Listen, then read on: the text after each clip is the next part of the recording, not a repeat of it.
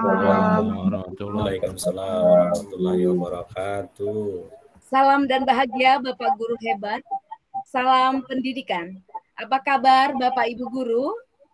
Semoga kita selalu semangat, selalu sehat dalam mendampingi peserta didik dalam menuntut kodratnya, yaitu kodrat alam dan kodrat zaman. Saya ucapkan selamat datang di acara Ngobrol Asik Budaya Positif hari Jumat tanggal 13 Oktober bersama saya Mimi Wahyuni yang akan memandu acara ini selama 1 jam ke depan. Bapak Ibu Guru hebat, berbicara mengenai budaya positif. Budaya positif merupakan perwujudan dari nilai-nilai atau keyakinan universal yang diterapkan di sekolah. Awali dengan perubahan paradigma tentang teori kontrol. Selama ini, barangkali kita sebagai guru merasa berkewajiban mengontrol siswa agar memiliki perilaku sesuai yang guru harapkan. Nah, bagaimana budaya positif yang seharusnya dilakukan di sekolah? Hal ini akan kita kupas tuntas dengan narasumber kita yang sudah hadir hari ini. Yang pertama, langsung saja saya sapa. Yang pertama, Bapak M. Asyari Pupanosa, Magister Pendidikan Sains. Beliau merupakan pengajar praktek di Angkatan 5 dan sekarang sebagai fasilitator guru penggerak Angkatan 10. Betul Bapak Ari? Assalamualaikum Pak Ari. Assalamualaikum. Waalaikumsalam Bu Mimi. Ya, terima kasih Pak Ari. Yang kedua, pemateri kita Pak Peri Saputra, Magister Pendidikan. Beliau juga sama seperti Pak M. Asyari Pupanosa sebagai pengajar praktek, kemudian sekarang sebagai fasilitator, guru penggerak. Kita langsung saja berikan kesempatan kepada narasumber kita hari ini untuk memberikan pencerahan bagaimana budaya positif yang seharusnya dilakukan di sekolah. Kepada Bapak berdua, Pak Peri dan Pak Ari, kami persilakan. Silakan Pak Peri, mau mulai duluan atau gimana? Oke, terima kasih Pak Ari, Bu Mimi. Saya mau balas pantunnya Bu Mimi dengan. Silakan. Daun salam dibawa ke 4 lawang oleh Ibu Rizka Hartati. Bapak Ibu yang jawab salam saya doakan banyak rezeki dan naik haji. Assalamualaikum warahmatullahi wabarakatuh. Waalaikumsalam warahmatullahi wabarakatuh.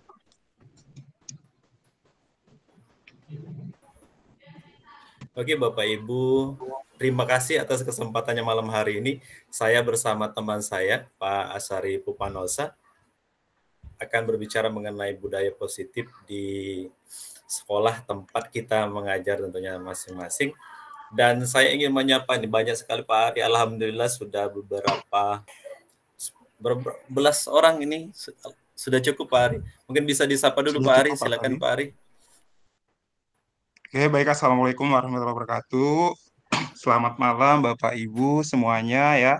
Semoga dalam keadaan sehat semuanya ya.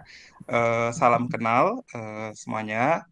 Terima kasih atas waktu yang diluangkan untuk membersamai kami gitu dalam membahas tentang budaya positif di sekolah gitu.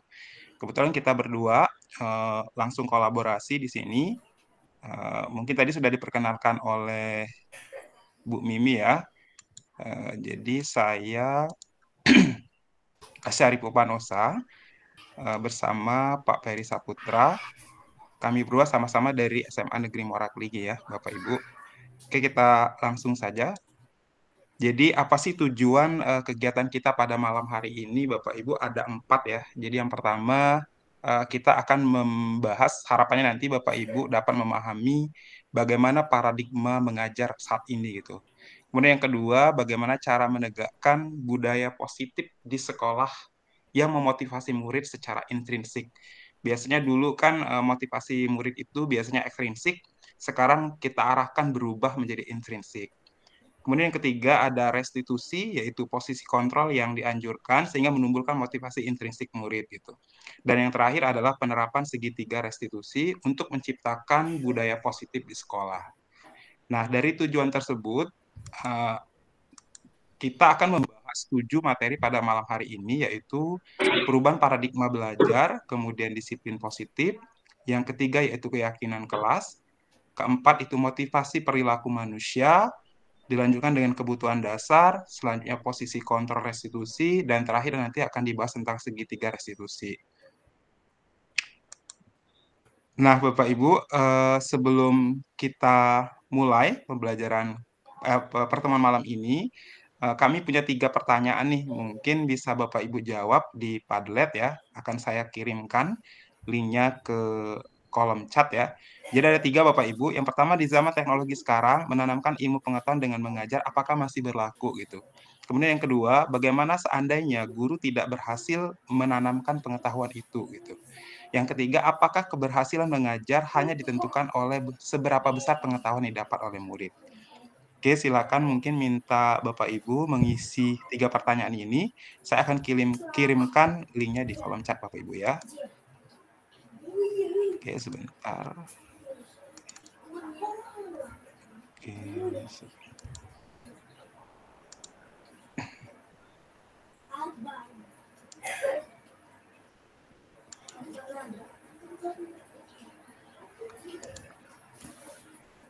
Pak Peri mungkin sambil dilanjutkan saya kirim linknya dulu.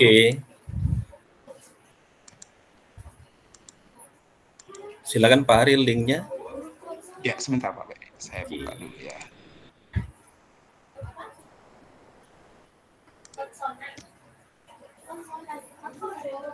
Jadi Bapak Ibu semuanya dipersilakan untuk menjawab 3 pertanyaan tadi yang telah disusun oleh kami berdua di link Padlet yang akan dibagikan oleh Pak Ari pada malam hari ini. Mungkin lebih singkat saja ya Pak Ari, enggak apa-apa ya. Enggak apa-apa ya, singkat aja. Sudah tergambarkan seperti itu. Oke, itu sudah saya bagikan Bapak Ibu.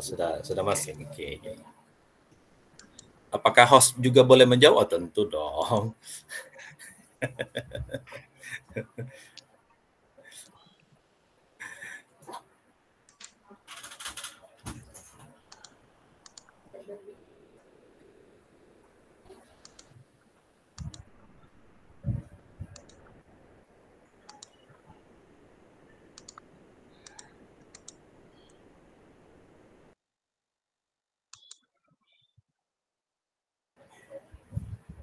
Pak Ari mungkin bisa dibuka link Padlet-nya di share screen kita biar sekalian kita lihat jawab teman-teman. Oke, kita buka ya. Kita lihat dulu sudah ada yang masuk belum? Oke. Oh, sudah ada yang mulai yang masuk ini.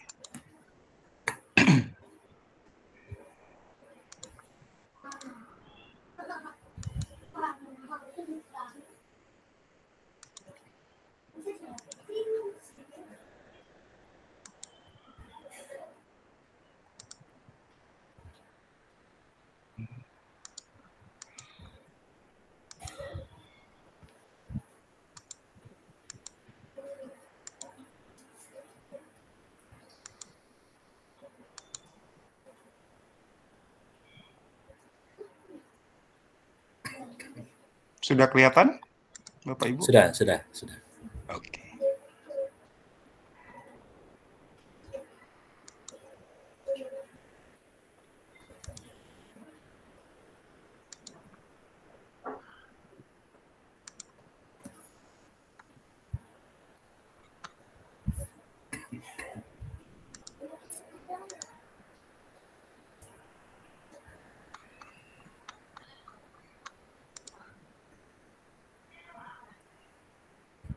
Itu sudah ada yang masuk ya Pak Ari ya?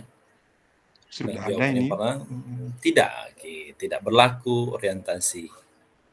Oke.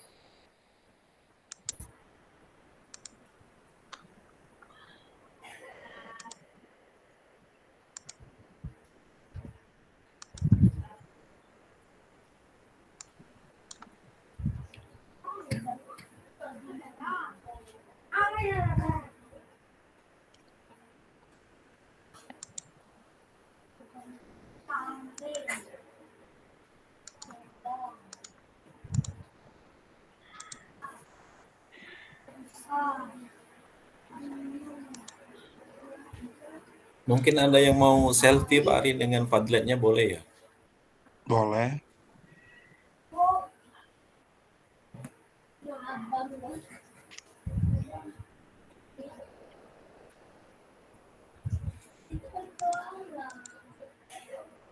Ini sudah ada dari Pak Sony nih, jawab pertanyaan yang kedua nih Pak Ari.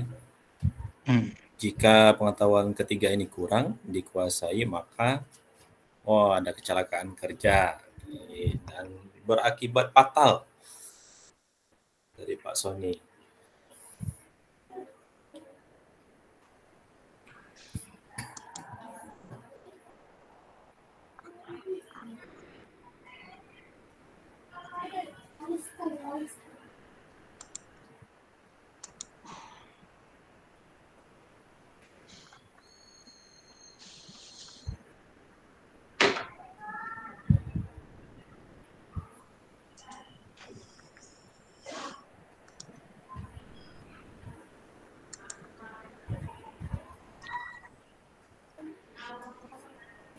Pak Ari, nanti mungkin tidak usah seluruhnya Pak Ari, nanti kita bisa mengajak satu atau dua teman-teman untuk bisa menyampaikan secara langsung di forum ini Pak Ari, untuk menjawab pertanyaan tiga pertanyaan. Kayaknya lebih baik seperti itu Pak Peri.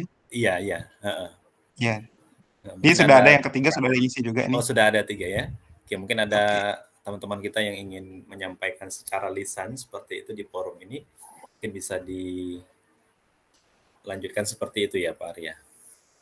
Boleh. Pak Peri mau lanjutkan? Boleh kita minta pendapatnya dulu Pak Ari, ketiganya pertanyaan ini. Boleh, silakan Bapak Ibu, ada yang ingin menyampaikan langsung dari ketiga ini gitu. 1 atau 2 orang saja boleh. Mungkin Kak Sony atau yang lainnya juga boleh. Boleh. Nah, jangan buka akal, masih muda aku nih. Oh, silakan. Baiklah. Saya Sony dari Kabupaten Oku, Provinsi Sumatera Selatan. Batu Raja tepatnya. Batu Raja. Meskipun teknologi canggih, Pak, kalau kami di SMK ini pengetahuan K3 itu tidak bisa diajarkan secara teknologi, tidak bisa dilakukan secara tugas daring atau apapun. Jadi mengajar tatap muka itu tetap harus dilakukan. Terutama di K3, karena K3 ini dari K13 sampai saat ini itu tidak terdapat di kurikulum. Jadi cara kami memasukkannya, kami minta bantuan ke IDUKA. IDUKA yang merombak, kan CP tidak boleh diganti, di ATP-nya dirubah, itu dimasukkan K3. Kalau K3 ini tidak dikuasai, siswa bekerja tanpa pengamanan K3, pernah terjadi Pak, K3 itu sudah dikasih tahu kalau menurunkan PCB itu harus orang 2, karena dia merasa gagah diturunkan 1 orang, akibatnya tegangan listrik kami itu kan kekuatannya itu 72.000 kilowatt untuk 1 sekolah Pak. Itu hampir mati Pak. Jadi K3-nya itu tidak bisa dilakukan secara mengasih contoh, itu pun agak susah. Memang harus dipraktekkan dan diajarkan sedetail mungkin. Kami mengambil slot di situ secara khusus pada hari Sabtu dan Minggu. Setengah dipaksa, siswa harus ikut itu K3, yang lainnya aman-aman saja. Itu Pak mungkin Pak. Luar biasa ini Pak Sony. Dan kita sepertinya mendapatkan pengetahuan baru Pak Ari, bahwa di SMK ini memang tidak boleh mengubah CP seperti itu, dan akhirnya dimasuk ke apa Pak tadi, diturunkan menjadi ATP dengan dari ATP, dari K3 itu dia cuma mengajarkan dasar-dasar teknologi, misalnya untuk kelistrikan, untuk teknik pemesinan. Tetapi K3-nya tidak ada. Jadi kami itu Pak, waktu PT Semen buka pabrik baru, siswa teknik pengelasan 2 angkatan dengan jumlah siswa 30 dengan 32 orang, 62 itu ditarik semua oleh PT Semen untuk bekerja. Wow. Itu supervisor dari Cina, dari Jakarta, dari Jogja. Anak kita Pak begitu mengelas di Tanur Tinggi, seluruh pengaman dilepas. Karena alasan mereka katanya tidak pernah diajarkan, jadi kami memang salah. Kami selama ini selalu berdasarkan buku ini, ternyata salah. Ternyata sekarang kami walaupun membiasakan siswa dari kelas 1 itu jika masuk bengkel, helm proyek sama sepatu safety itu tidak boleh dilepas. Untuk membiasakan, karena alasan siswa tidak pernah pakai helm di ruang praktek, jadi waktu bekerja tidak terbiasa. Iya. Jadi sekarang kami kalau di bengkel itu seolah-olah sudah dalam industri. Kami pun guru, jika harus ke dalam itu pakai helm putih. Jika ingin mengunjungi status tamu. Jadi itu mungkin Pak. Oke, terima kasih Pak Sony, keren luar biasa mendapat pengetahuan yang baru. Dan alhamdulillah jika anak-anaknya langsung terserap bekerja Pak ya, dan luar biasa, dan perusahaan-perusahaan besar tentunya. Dan safety-nya, pokoknya siapapun yang masuk, termasuk gurunya, harus safety seperti itu. Mungkin karena selama ini memang kita belum terbiasa ya Pak belum terbiasa Iya, Pak. belum terbiasa. Oke, terutama keren, Pak. Saya kan guru umum. Kalau ke bengkel itu kan santai, pakai baju kerja biasa. Iya.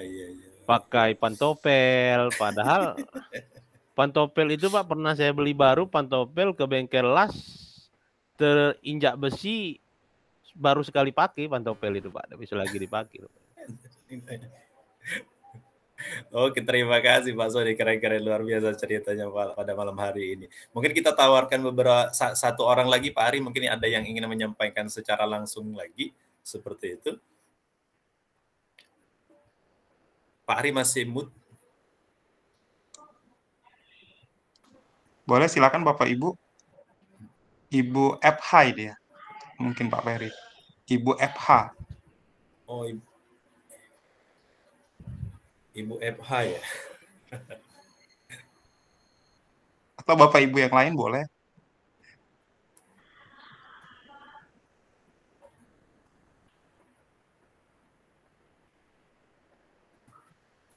Oke, Pak Ari, kalau misalkan tidak ada, bisa kita lanjutkan saja materinya ke slide berikutnya.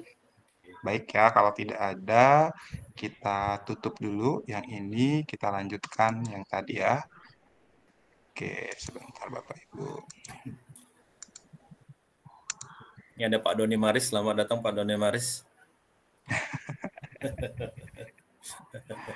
Terima kasih Pak Ferry. Sudah terlihat Bapak Ibu? Sudah Pak Ari. Sudah ya, oke. Nah, jadi dari pertanyaan tadi Bapak Ibu, kita itu diharapkan, jadi pandangan mengajar itu tidak hanya sekedar menyampaikan pengetahuan saja gitu. Jadi tidak relevan lagi kalau seperti itu. Kalau dulu hanya sekedar misal materi kimia saja, fisika saja, bahasa Inggris saja gitu. Tetapi lebih dari itu gitu. Alasannya karena yang pertama adalah siswa adalah organisme yang sedang berkembang gitu Bapak Ibu. Kita tahu bahwa usia anak SMA itu usia mencari jati diri gitu ya, otomatis mereka itu lagi mencari-cari gimana yang tepat untuk mereka. Nah, oleh karena itu kita sebagai guru sangat diperlukan untuk membantu mereka dalam tahap itu gitu.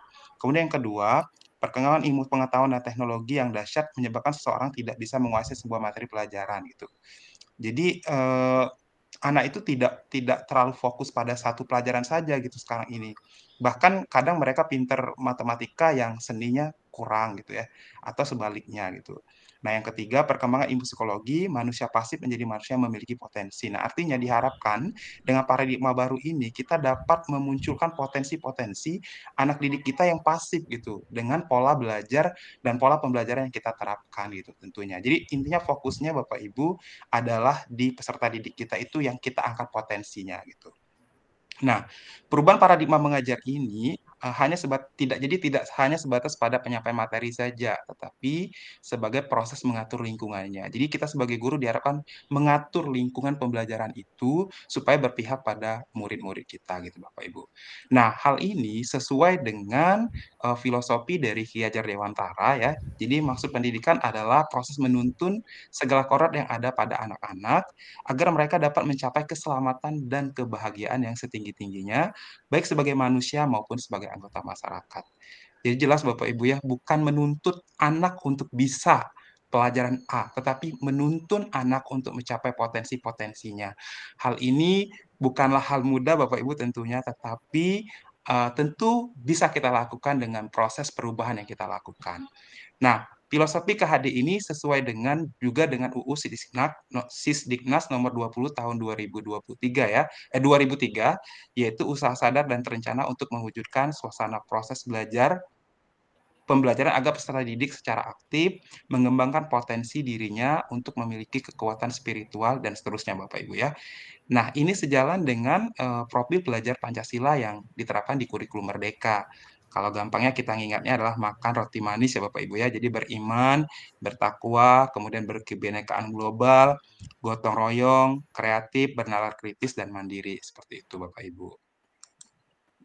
Nah, sekarang bagaimana menciptakan lingkungan belajar? Pak Ferry mau melanjutkannya boleh? Oke, coba balik ke slide yang sebelumnya Pak Ari. Oh, yang sebelumnya. Oke. Nah, ini Bapak Ibu semuanya, sebenarnya ini adalah hal yang paling menarik di dalam pendidikan, filosofi pendidikan Ki Hajar Dewantara. Bagaimana kita mengubah pola yang selama ini yang sudah beberapa puluh tahun, bahkan semenjak kita merdeka seperti itu, dan sekarang ternyata apa yang pernah kita lakukan mungkin itu adalah beberapa hal yang belum tentu tepat, karena memang perubahan itu selalu terjadi. Kalau misalkan kata orang dulu tidak ada yang abadi di dunia ini, ternyata ada yang abadi. Apa itu? Perubahan, seperti itu. Nah, kalau dulu biasanya kita selalu yang namanya menuntut kepada murid kita, tetapi sekarang sudah berubah bagaimana kita menuntun segala kodrat yang ada pada murid. Sehingga semuanya harus dipenuhi seperti itu. Sehingga muncullah yang nantinya di dalam proses pembelajaran bagaimana kita mengolah lingkungan yang dijelaskan oleh Pak Ari tadi menjadi diturunkan berdiferensiasi seperti itu. Mungkin bisa next Pak Ari. Oke.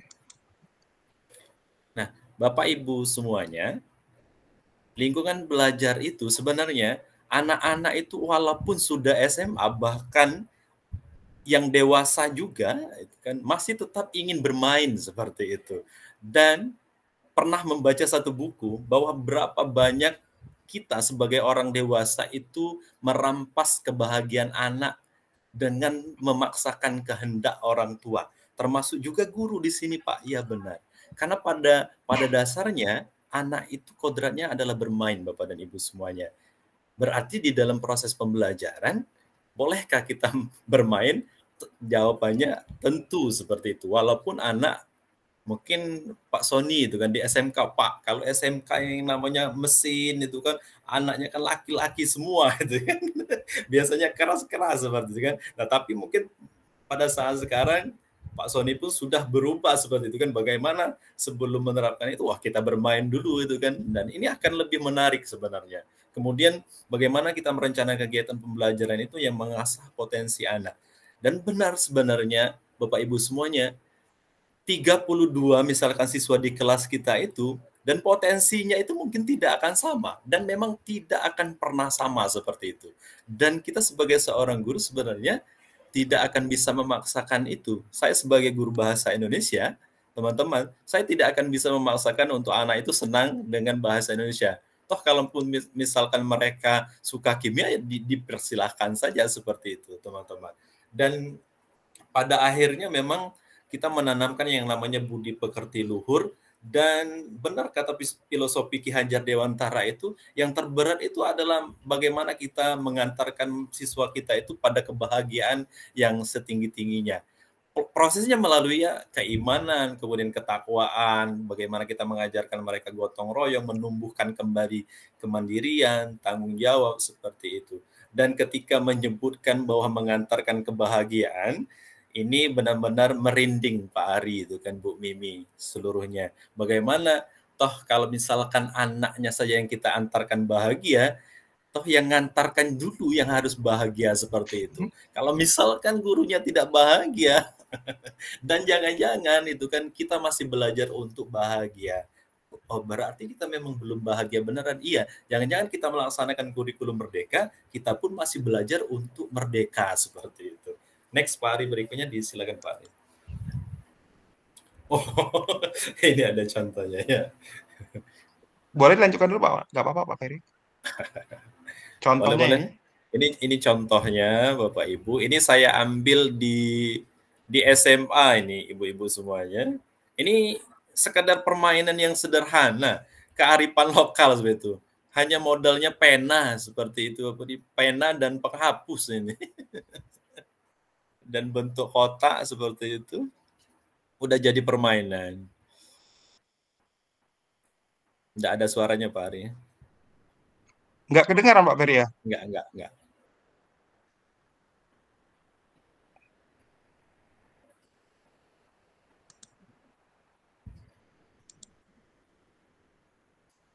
Nah, yang satunya itu cuman pakai lidi dengan daun selembar.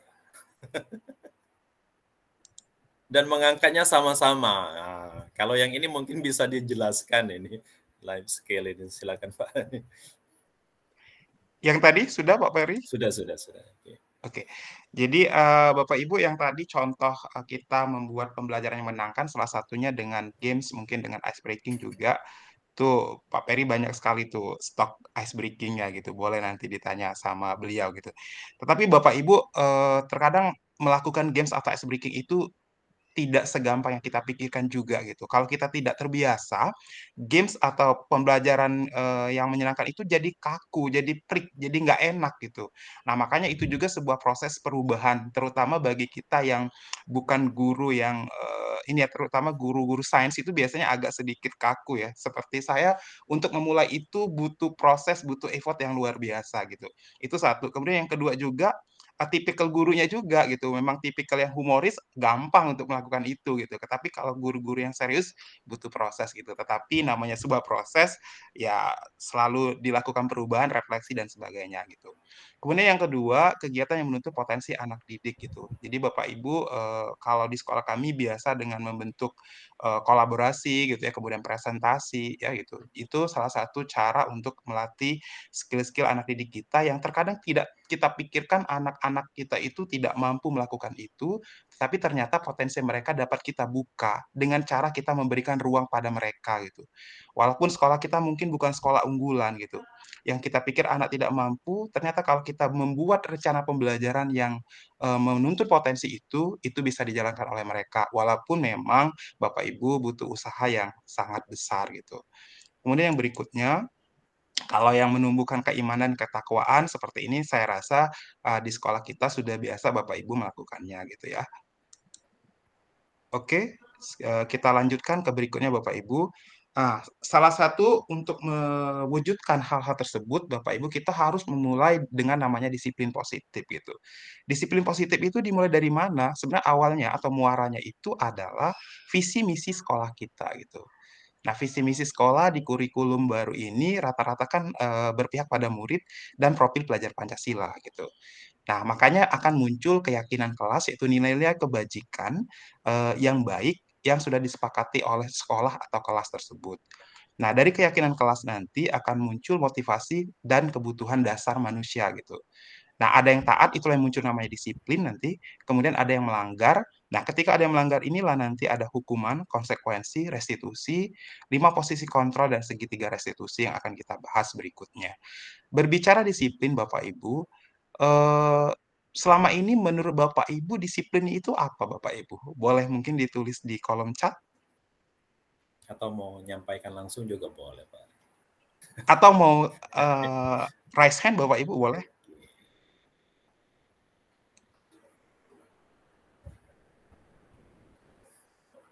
Sir Doni mau menyampaikan? Boleh?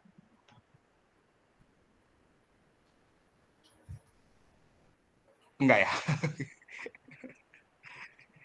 Oke, ada Bapak Ibu, menurut Bapak Ibu disiplin itu apa maknanya Bapak Ibu selama ini gitu? Boleh kok. Oke, Bu Lili silakan. Baik, izin ya Pak, matikan kamera. Kalau menurut saya disiplin yaitu adalah taat peraturan gitu Pak. Yang telah kalau di kelas itu sekarang ini kesepakatan kelas kan, kita sebagai wali kelas membuatnya. Itu sih dalam ruang lingkup kecil saya, dalam kelas saya praktekkan. Terima kasih. Oke, terima kasih Bu Lili. Ya, jadi oke. Jadi kepatuhan Bu Lili ya. Oke. Ini saya lihat ada di kolom chat ada disiplin itu adalah dari sebentar. Dari Ibu Hoir Hairuna, disiplin itu adalah suatu aturan yang dibuat dan diterapkan oleh diri. Boleh dijelaskan Bu Hairuna? Ya Keren Pak, Pak Ari, izin dari mati. Batubara nih. Halo, Assalamualaikum. Waalaikumsalam Pak. Izin mati kamera ya Pak. Boleh, boleh Bu. Oke, nggak apa-apa Bu. Disiplin itu makanya saya bilang adalah aturan. Mana? Aturan yang dibuat oleh dan diterapkan oleh diri sendiri, karena awal dari disiplin itu adalah dari diri sendiri dulu. Kalau diri kita sudah disiplin, otomatis kita bisa menyesuaikan dengan aturan yang ada di lingkungan ataupun tempat kita belajar, hidup, ataupun bersosialisasi. Seperti itu, Pak. Oke, terima kasih Bu Haruna ya, luar biasa ya, dari kontrol diri kita dulu ya Bu Haruna. Iya, kontrol diri dulu. Oke, luar biasa nih Pak Peri dari Batubara ya. Batubara. Oke. Dan selamanya membara Pak Ari di Batubara.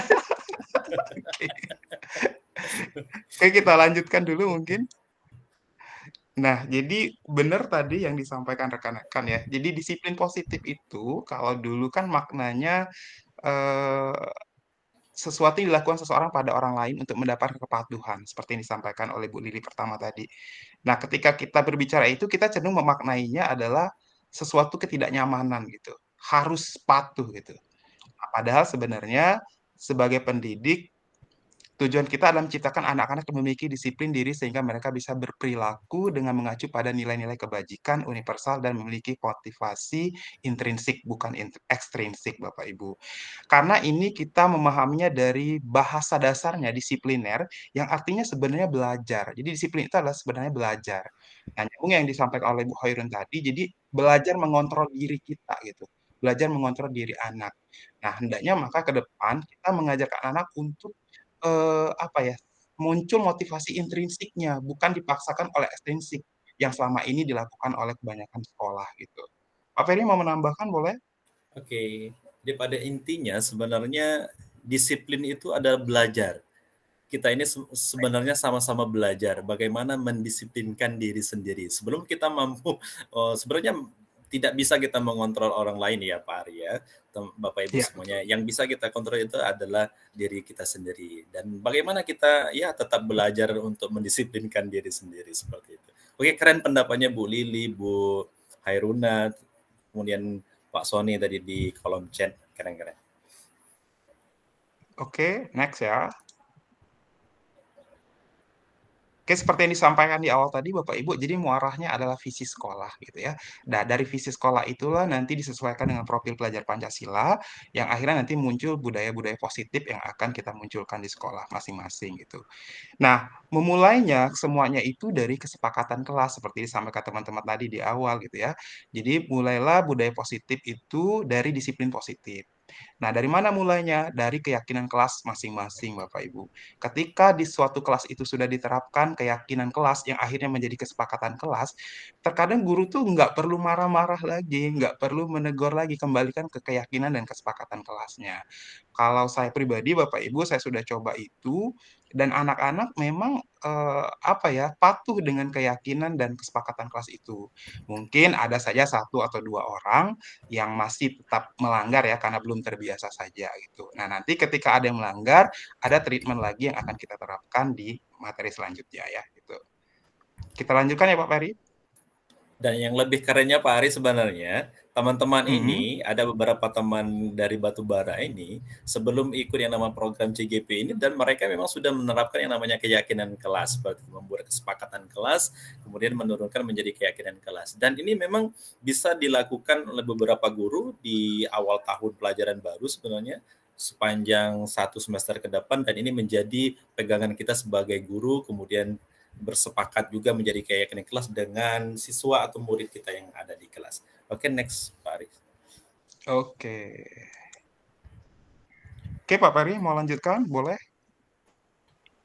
Nah, Bapak Ibu semuanya, ini motivasi perilaku manusia dan sebenarnya ada ekstrinsik, kemudian ada intrinsik, dan kalau selama ini memang lebih banyak ketidaknyamanan itu dari hukuman seperti itu. Dan sebenarnya yang kita lakukan sebenarnya untuk mendapatkan penghargaan itu kan ataukah hukuman sebenarnya, kemudian ada juga yang saya ingin mendapatkan pujian ataupun hadiah ataupun reward biasanya ya Pak Arya, Bapak Ibu semuanya. Dan ternyata seperti itu adalah yang dari ekstrinsik, dari luar seperti itu. Nah, yang bagusnya sebenarnya bagaimana teman-teman Bapak Ibu semuanya, yang bagusnya adalah dari intrinsik itu kan.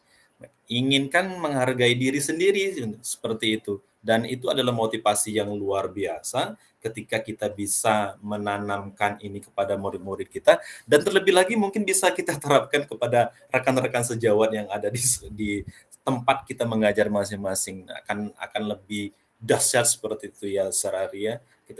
Kita bisa menerapkan ini dan berbagi seperti itu. Silakan Pak Ari ditambahkan boleh. Batas ini Pak Peri mau kita lanjutkan atau kita tanya jawab dulu, kembalikan ke Bu Mimi dulu. Ini kan panjang nih materinya, takutnya bosan kawan-kawan. Mungkin bertanya dulu ya, supaya enggak bosan. Halo Bu Mimi. Baik, terima kasih narasumber hebat ya. Duet Pak Ari dan Pak Peri. Menarik sekali Bapak Ibu peserta webinar hari ini, bahwa disiplin positif itu budaya positif itu diwujudkan melalui disiplin positif. Nah, bagaimana perilaku kita untuk melakukan disiplin positif, maka memulai kita mengubah perilaku ekstrinsik menjadi intrinsik. Baik Bapak Ibu semuanya, mungkin kita spill lagi lah bagaimana caranya agar mungkin bisa bertanya Bapak Ibu bagaimana perilaku itu kita spill lagi dengan narasumber kita. Silakan yang sudah raise hand kepada Bapak siapa, Pak Doni ya, Pak Doni Morris ya. Ya, silakan, dipersilakan Pak Doni. Oke, terima kasih Mbak Mimi yang cantik. Selamat malam, Mbak. Baik, terima kasih Pak Doni. Monggo silakan. Ya, selamat malam Pak Ari. Selamat malam Pak Peri. Selamat malam, Serdon. Saya agak telat. Saya lupa tadi kalau ada pertemuan Zoom tadi. Saya mohon maaf. Mungkin 1 jam ya saya lewat ya, atau setengah jam. Oke. Izin untuk ini mengulas yang tadi yang dibicarakan oleh Sarari dan Pak Peri tadi, masalah disiplin. Saya tertarik dengan kata Sarari tadi yang membuat kesepakatan aturan di dalam kelas ya Sarari ya. Kalau nggak salah tadi. Kalau salah sih ini ya dikoreksi ya. Siap, Serdon. Oke. Jadi untuk yang itu saya mulai mulai ada bayangan atau mulai ada gambaran kalau kesepakatan yang dibuat seperti itu memang sangat baik, apalagi kemudian kita menjadi wali kelas itu kan menjadi orang tua kedua yang ada di rumah gitu ya saudara ya. Jadi kalau misalnya kesepakatan dan aturan itu juga diketahui oleh kedua orang tuanya di rumah, maka orang tuanya juga akan tahu bagaimana keadaan dan kondisi anaknya di dalam kelas tersebut. Berarti wali kelas yang bertanggung jawab di dalam kelas itu harus selalu berkomunikasi dengan orang tua siswa begitu. Saya mulai ada bayangan kalau memang itu terjadi di sekolah saya misalnya kan, berarti wali kelas itu termasuk harus lebih press on, maksudnya press on itu selalu didekati orang tuanya, tidak ada putus-putusnya komunikasi melalui WhatsApp atau gimana ya, apapun kegiatan anak-anak di dalam kelasnya itu harus dilaporkan, begitu. Kira-kira gimana Sarari tanggapannya? Ya. Baik, terima kasih Pak Doni. Jadi Pak Doni ini memberikan pandangan bahwa kalau kesepakatan kelas yang dibuat oleh wali kelas itu nanti disampaikan juga kepada orang tuanya. Jadi orang tua tahu bagaimana kondisinya seperti itu. Nah, jadi kalau ada komunikasi yang baik tentunya pasti luar biasa ya. Tapi bagaimana dengan pendapat oleh Pak Peri dengan Pak Ari? Silakan Pak Peri. Pak Ari. Pak Peri dulu boleh, silakan. Oke, terima kasih Pak Doni. Ini pertanyaan luar biasa. Dan Pak Doni ini adalah guru penggerak insya Allah angkatan 11. Benar ya Pak Doni ya? 10. Ya? 10. Oh ya, ada Pak Dian. Iya, 10 ya. Luar biasa nih pertanyaannya. Dan kalau misalkan kesepakatan kelas itu diturunkan oleh wali kelasnya, kemudian diketahui oleh orang tuanya, sehingga menjadi yang namanya keyakinan kelas, itu akan sangat luar biasa. Benar Pak Doni, ketika misalkan di sekolah kita nanti bisa diterapkan seperti ini, bahkan tidak hanya wali kelasnya saja, tetapi boleh juga per guru mata pelajarannya, Sardoni, membuat yang namanya kesepakatan seperti itu. Nanti bisa dirumuskan secara bersama-sama dengan siswanya. Kemudian kita mengetahui juga wali kelasnya dan orang tuanya. Nah, nanti dalam proses pembelajaran, ketika sudah tahu yang namanya kesepakatan kelas antara siswa murid dengan gurunya, dengan wali kelasnya, bahkan orang tuanya, ya ada usulan yang keren luar biasa nih dari Pak Doni, dan ini menambah keyakinan kelas Pak Ari sebenarnya. Ini kalau misalkan diterapkan seperti ini, saya pikir kita tidak akan lagi mengurusi yang namanya keterlambatan di dalam proses pembelajaran seperti itu. Kita akan beralih yang namanya untuk prestasi-prestasi seperti itu Pak Ari ke depannya. Mungkin bisa ditambahkan Pak Ari, disilakan. Oke, saya tambahkan Bu Mimi boleh ya? Ya boleh sekali Pak Ari, silakan. Oke, luar biasa Serdon pemikirannya gitu ya, dari yang disampaikan tadi dikoneksikan dengan di rumah gitu ya.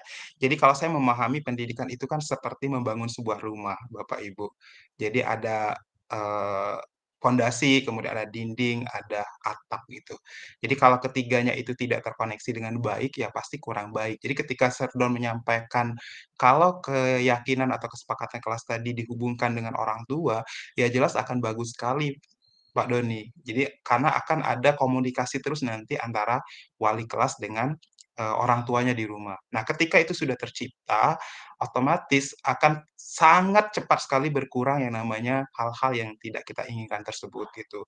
Nah, tetapi masalahnya adalah sekarang adalah membangun komunikasi dengan orang tua tersebut, apalagi kita di daerah itu kan tidak segampang kita ngomong. Nah, hal-hal ini yang harus kita bangun terus.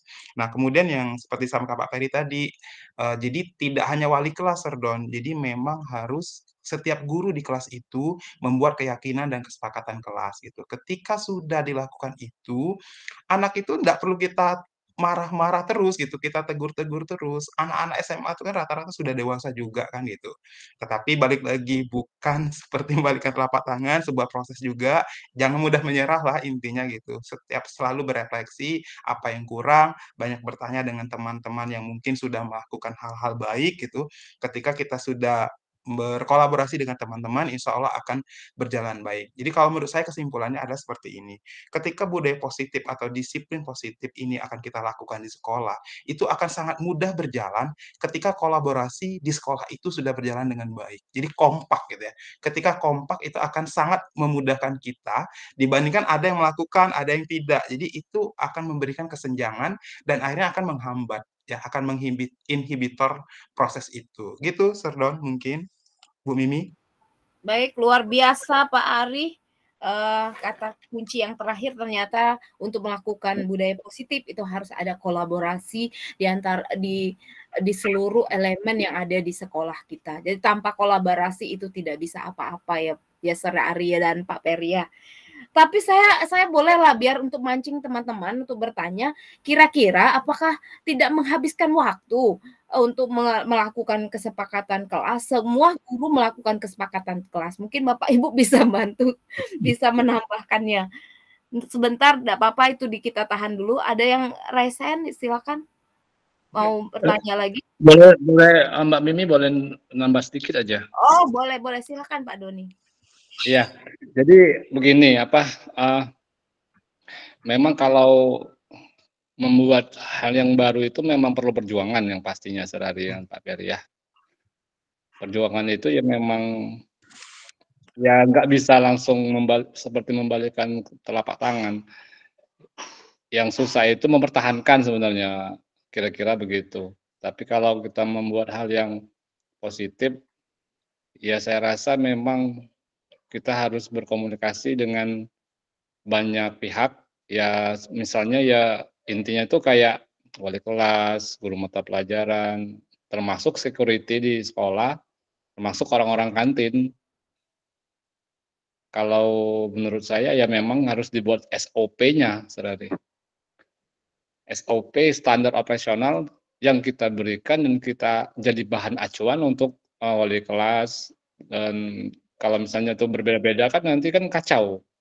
Itu kalau dia sama, SOP-nya sama, saya rasa akan bisa dijalankan begitu. Karena kan di sekolah saya kan ada apa ya, paguyuban orang tua. Namun ya tadi kata Pak Ferry Seradili ngomong kalau kita kan tinggalnya di dusun tuh. Jadi tidak semua orang tua itu ya melek teknologi gitu kan. Nah, ini yang harus kita cari solusinya kira-kira Saudari ya. Bagaimana kalau misalnya orang tua ibunya nggak tahu HP, nggak tahu Android, nggak tahu smartphone. Nah, itu yang jadi masalah. Beda kalau di kota kan. Kalau di kota kan rata-rata orang tua itu semuanya udah pakai smartphone, sedangkan di desa, di dusun kayak kita itu memang tantangannya seperti itu. Mungkin ada solusi lain nggak kira-kira kawan-kawan? Bagaimana solusinya? Terima kasih. Baik, terima kasih Pak Doni. Ini harus dikupas tuntas betul ya Pak Ferry dan Pak Ari, karena masih ada yang mengganjal di hati Pak Doni. Karena apa? Pak Doni melibatkan sampai ke security pun harus dilibatkan dalam keyakinan kelas ini. Silakan Pak Ferry. Mungkin Pak Ferry yang akan mengupas tuntasnya dulu ya Pak Ferry ya. Silakan. Baik Pak Doni, terima kasih. Nah, jadi ini sebenarnya luar biasa ketika kita berbicara untuk membuat yang namanya kesepakatan kelas, keyakinan kelas, kalau melibatkan sampai dengan security, sebenarnya kita pemahamannya dulu, paradigma berpikirnya dulu kita rubah seperti itu. Ketika misalkan paradigma berpikirnya dari security sampai level yang tertinggi, sampai kemudian yang namanya tidak hanya security, sampai kantin, kata Pak Doni tadi, benar Pak Doni. Jadi kalau misalkan paradigma berpikir kita sudah kita rubah, sehingga nantinya ini akan mudah kita laksanakan seperti itu. Memang tidak mudah seperti membalikan telapak tangan, apalagi tantangannya tadi seperti yang sampaikan oleh Pak Doni tadi. Kalau misalkan kita di kampung itu, di dusun itu, tidak semua orang tua itu memiliki yang namanya Android seperti itu. Bahkan walaupun memiliki Android pun jaringannya tidak ada seperti itu kan. Nah, ini merupakan tantangan tersendiri. Nah, bagaimana yang disampaikan oleh Pak Doni tadi sebenarnya paguyuban itu sudah luar biasa seperti itu. Nah, tetapi memang kitanya dulu di sekolahnya itu harus kita rubah paradigmanya. Ketika paradigmanya berpikirnya sudah berubah, kita ada yang namanya kesepakatan bersama, barulah kita melibatkan berbagai pihak seperti itu. Termasuk yang namanya orang tua, nanti yang namanya dari kantin, kemudian security, sampai ke tukang kebun. Tetapi ketika yang namanya yang diajak kolaborasi ini tidak satu frekuensi seperti itu, ini akan menimbulkan permasalahan kembali itu Pak Doni itu kan. Seperti itu. Nah, inilah yang perlu kita rubah. Bagaimana kita, bahasa saya itu seperti jaring laba-laba seperti itu kan. Bagaimana kita bisa mengajak semua orang itu merubah pemikirannya, pola pemikirannya, membuat kesepakatan, menurunkan kesepakatan itu menjadi keyakinan kelas. Sehingga di dalam proses yang namanya pembelajaran nanti, itu sudah terbangun mindsetnya masing-masing. Oh iya, seperti ini. Sehingga nanti yang ada itu adalah, wah enak bener kalau misalkan di sekolah kita di dusun itu sudah ada seperti ini Pak Doni. Semuanya paradigmanya sudah berubah, saya pikir wah Keren, keren. Nanti yang muncul itu adalah yang namanya kolaborasi, kemudian kesepakatan, yang dibicarakan itu adalah prestasi, seperti itu. Terima kasih Pak Doni. Silakan Pak Ari mau ditambahkan, saya kembalikan kepada Bu Mimi. Baik, terima kasih Pak Peri. Ini masih ada nih yang mengantri lagi Bu, apa tadi? Bu Khairina apa ya? Ya, Bu Mimi, saya tangkap sebentar yang oh, dari boleh, silakan. Nah. Jadi mungkin singkat aja, kita mulanya Pak Doni dari skup kecil dulu. Jadi kita tidak berbicara wali kelas dulu ini. Yang kita bicara ada guru. Jadi mulai dari kesepakatan kelas guru dulu. Nah, ketika kita mau membesarkan itu menjadi kesepakatan sekolah, itu sangat luar biasa sekali gitu ya. Nah, mungkin nanti kita bicarakan lebih lanjut gitu ya. Karena kalau mau dituntaskan malam ini kayaknya nggak akan selesai gitu. Karena banyak elemen yang harus kita pikirkan lagi gitu. Menurut saya seperti itu, Serdon. Jadi yang ini kita bahas ini adalah mulai dari skup kecil dulu, yaitu keyakinan kelas atau kesepakatan kelas yang dilakukan oleh guru mata pelajaran dulu. Begitu, Bu Mimi. Atau seperti ini Pak Ari, mungkin nanti bisa diundang oleh Pak Doni, kita bahas di sekolahnya Pak Doni itu kan, bagaimana kita membuat satu kesepakatan kelas yang melibatkan seluruh elemen yang ada di sekolah itu kan. Nanti kita kupas tuntas itu secara bersama-sama. Mungkin dengan Pak Doni menjadi inisiasi gitu kan. Pak Doni dari SMA mana sih sekolahnya? Promosi yang udah ini ya. Baik, terima kasih. Ini masih ada lagi nih Pak yang sudah raise hand, Ibu Khairuna. Kemudian ada Ibu Duma, kita persilakan dulu pada Ibu Khairuna. Silakan Bu, Ibu. Iya, terima kasih atas waktunya Ibu Mimi. Nah, ini saya bertanya menyambung dari pertanyaan Pak Doni tadi yang menyangkutkan dari saya cuma mau menghilangkan keraguan di hati aja sebenarnya. Jika keyakinan kelas itu menjadi suatu kesepakatan sekolah, berarti itu sudah bisa dikatakan aturan atau bagaimana? Hanya itu, karena saya tadi mulai ragu dengan kata keyakinan kelas yang kita cakupkan menjadi luas, apakah itu menjadi suatu aturan sekolah atau masih dikatakan dengan keyakinan ataupun kesepakatan di sekolah ataupun di kelas. Terima kasih Ibu. Baik, terima kasih Bu Khairuna. Langsung saja silakan Pak Peri atau Pak Ari langsung diberikan tanggapannya. Oke, baik. Terima kasih Bu Mimi. Jadi saya menanggapi dari Bu Khairun tadi. Jadi kita maksudnya skup kecil tadi sudah ya, di kelas sudah. Nah, nanti kalau mau diluaskan menjadi besar kan jadi kesepakatan sekolah gitu. Bu Khairun, kalau yang namanya aturan kan berarti yang menentukan siapa Bu Khairun, sekolah atau kesepakatan Bu Khairun? Biasanya kalau aturan itu kan kita sudah punya dasar undang-undang dalam pendidikan, kan seperti itu Pak. Nah makanya tadi saya menyambung kata dari Pak Doni, kalau suatu kesepakatan kelas dari guru turun ke wali kelas, baru turun lagi ke warga sekolah, itu apakah masih dikatakan dengan keyakinan atau kesepakatan, atau sudah menjadi aturan suatu sekolah itu sendiri gitu Pak? Oke. Nah, kalau kita membuat di sekolah itu berdasarkan hasil dari misalnya diundang gurunya, diundang siswanya gitu ya, kita buat suatu kesepakatan, saya rasa namanya tetap masih kesepakatan gitu, karena hasil dari rembukan, bukan hasil keputusan dari sekolah yang dituangkan dalam buku tata tertib seperti itu. Nah, kebiasaan yang selama ini kan seperti itu, kita bagikan buku tata tertib ke siswa, ini aturan sekolah, makanya jadi namanya adalah aturan. Tapi kalau kita melalui sebuah proses rembukan, hal itu akan menjadi suatu budaya yang positif dilakukan di sekolah. Karena anak-anak sudah tahu, kemudian guru-guru juga sudah tahu, ya jadi budaya positif gitu, Bu. Seperti itu kalau menurut saya gitu, Bu Khairun. Baik, Bu Khairun, mungkin itu dulu ya, kita berikan lagi kesempatan nanti dirangkum lagi oleh kedua pemateri kita. Baik, ada Ibu Duma tadi, silakan Bu Duma.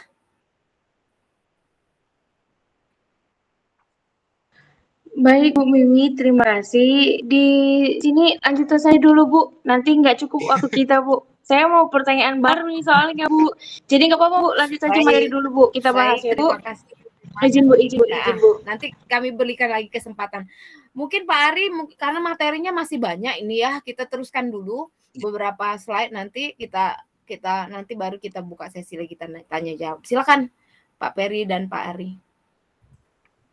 Oke, Pak Peri mau lanjutkan, boleh? Oke, jadi seperti ini teman-teman, Bapak Ibu semuanya, Pak Ari, mungkin kita spill yang beberapa dari slide ini karena saya pikir ini tidak akan bisa selesai dalam jangka waktu. Sementara ini hari sudah menunjukkan pukul 9, itu kan 8.50. Kita pilih beberapa slide yang mungkin yang memang perlu kita sampaikan, seperti itu Pak Ari. Kita pilih saja karena ini ada 35 slide, artinya masih 20 slide lagi seperti itu. Kita spill saja Pak Ari.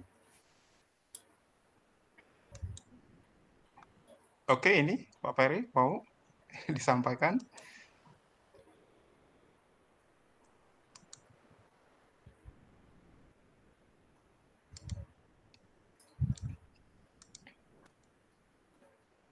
Ini?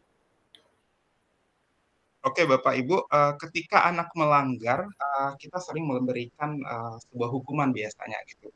Hukuman itu bisa bersifat netral, bisa bersifat negatif. Yang bersifat netral itu namanya konsekuensi, kemudian negatif itu biasanya hukuman.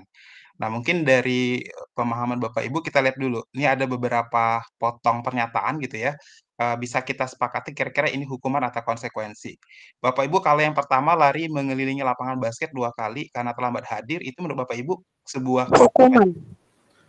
Hukuman. Gimana Bu Hairul? Hukuman, Pak. Hukuman. Hukuman Hukuman juga. ya, oke. Ya. Bapak Ibu yang lainnya, boleh ditulis di kolom chat aja Bapak Ibu supaya kita bisa lihat ya. Oke.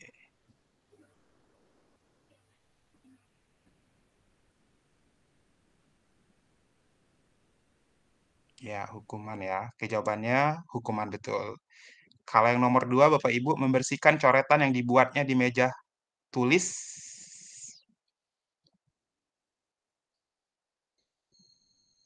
Nomor 2, konsekuensi. Oke, betul ya Bapak Ibu ya.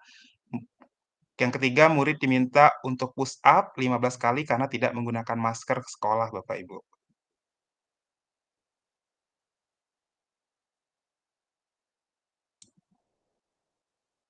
Hukuman ya. Oke. Kita mau lanjut sampai selesai, Pak Ferry, atau gimana? Pintar semua, Pak. Beberapa saja, Sudah Pak. paham Ari semua. hanya Beberapa saja, beberapa saja, ini beberapa mana saja. yang hukum, Oke. mana Iya. yang konsekuensi. Silakan dilanjutkan, Pak Ari. Dilanjutkan. Oke, ini sudah kelihatan kan mana yang hukuman, mana yang konsekuensi. Jadi hukuman itu sifatnya negatif, Bapak Ibu. Kalau konsekuensi itu dia netral gitu ya. Oke, selanjutnya. Oke.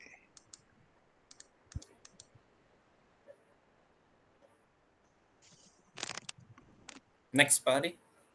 Gimana, Pak Ferry? Next saja. Next saja, oke. Nah, Bapak Ibu, bahkan penghargaan pun dianggap hal yang kurang baik dilakukan di siswa gitu ya, karena penghargaan itu sebenarnya membuat siswa itu jadi buruk juga gitu, karena dia akan ada penghargaan itu gitu. Jadi sebaiknya penghargaan pun dihindari gitu, karena kita berharap anak itu muncul kesadaran dirinya itu dari intrinsik bukan dari ekstrinsik gitu. Ketika memberikan penghargaan berarti masih balik lagi ke ekstrinsik juga gitu. Nah, mungkin ini yang perlu ya Pak Peri ya. Ya, nah ini yang perlu. Ya, silakan Pak Peri, nggak apa-apa. Nah, kalau misalkan ini ada Bu Hairuna, kemudian Ibu Duma, ini baru kemarin membahas mengenai 5 posisi kontrol itu kan dari CGP luar biasa ini Pak Ari. Bu Mimi dari Batubara ini, Bu Duma, Bu Hairuna, Ibu Dinda juga, Ibu Siti juga, Ibu Nia ini. Nah, yang pertama adalah bagaimana posisi kita sebagai penghukum, kemudian pembuat rasa bersalah, kemudian sebagai rekan atau teman, kemudian sebagai pemantau atau sebagai manajer. Mungkin bisa kita lihatkan contohnya Pak Ari supaya lebih jelas seperti itu. Oke.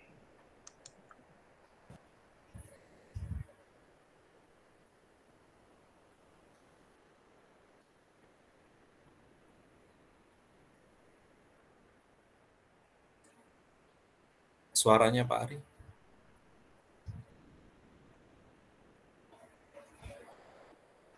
Kedengaran nggak Pak Peri? Enggak.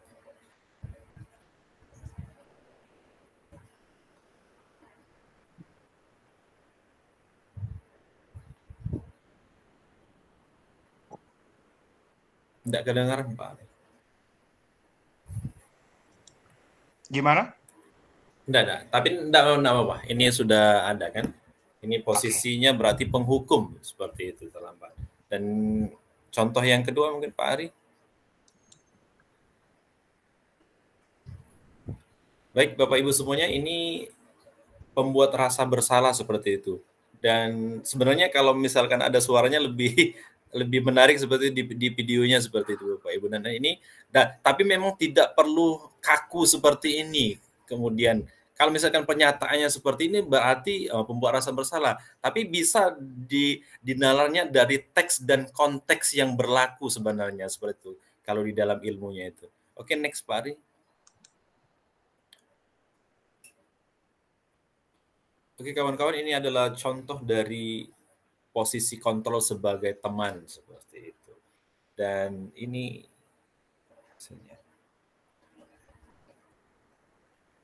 oke, next saja Pak Ari.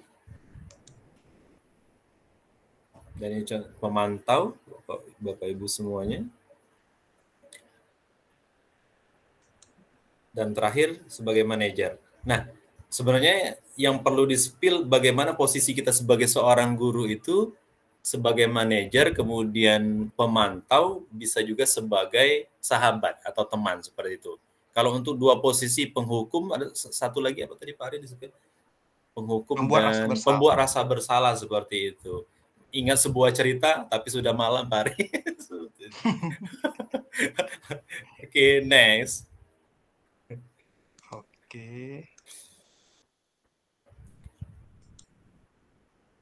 Nah, segitiga restitusi mungkin bisa dijelaskan sebentar Pak Ari. Segitiga restitusi. Oke, mungkin sebelum ke segitiga restitusi, saya kembalikan ke posisi kontrol tadi ya Bapak Ibu. Sebenarnya posisi kontrol 55 itu hal yang dilakukan di sekolah wajar gitu ya. Nanti maksudnya bukan wajar, yang biasa kita lakukan di sekolah gitu. Nah, sekarang tinggal kita mau di posisi mana stratanya gitu. Nah, kalau tuntutan harapannya yang paling baik ya tentunya yang posisi paling tinggi yaitu manajer gitu. Yang paling rendah adalah penghukum. Setelah penghukum itu pembuat rasa bersalah gitu ya.